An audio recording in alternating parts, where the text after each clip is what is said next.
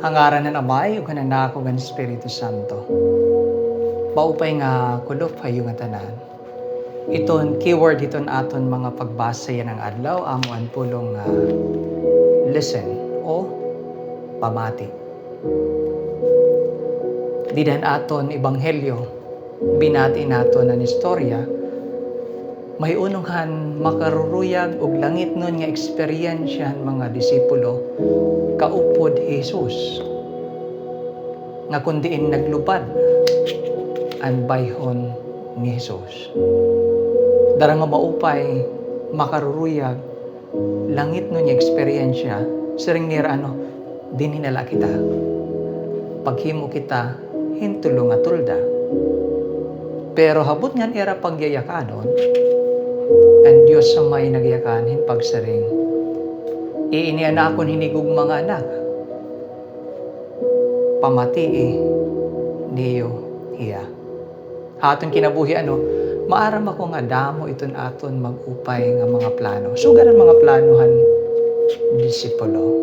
Pero ginpapahinumdum kita yan nga mas maurupay iton plano iton Dios.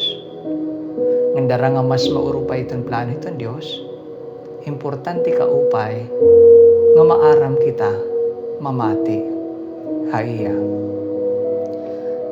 Nga ni iton aton pagtuo, kinarawat naton pinaagihin pamati. Ini nga aton pagtuo, gintutdo, ginpasamwak, binati naton, kinarawat naton. Didan siya niya pagbasa. Giniistoryan kita, may ununghan pagtawga kan Abraham han Dios.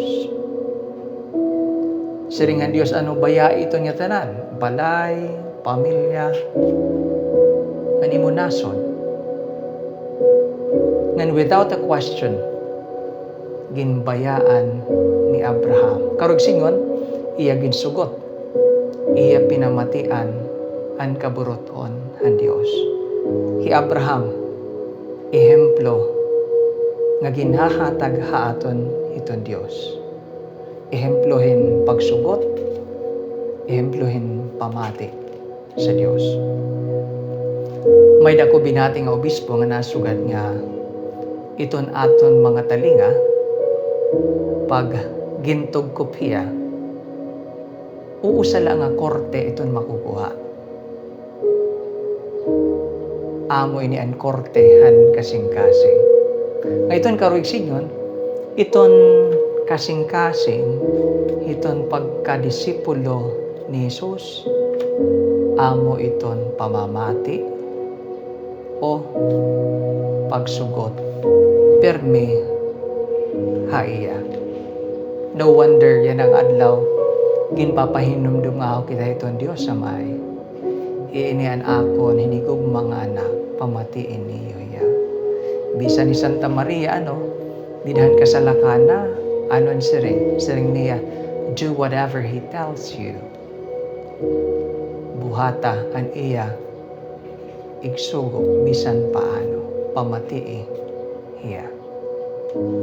Kumo mga Kristiyano, kumo mga disipulo, nautunta nga hibaro kita pamati sa Diyos permi kinasing kasing. Hangaran na Amay, ug ang Anak, ug ang Espiritu Santo. Ako'y Father Bane,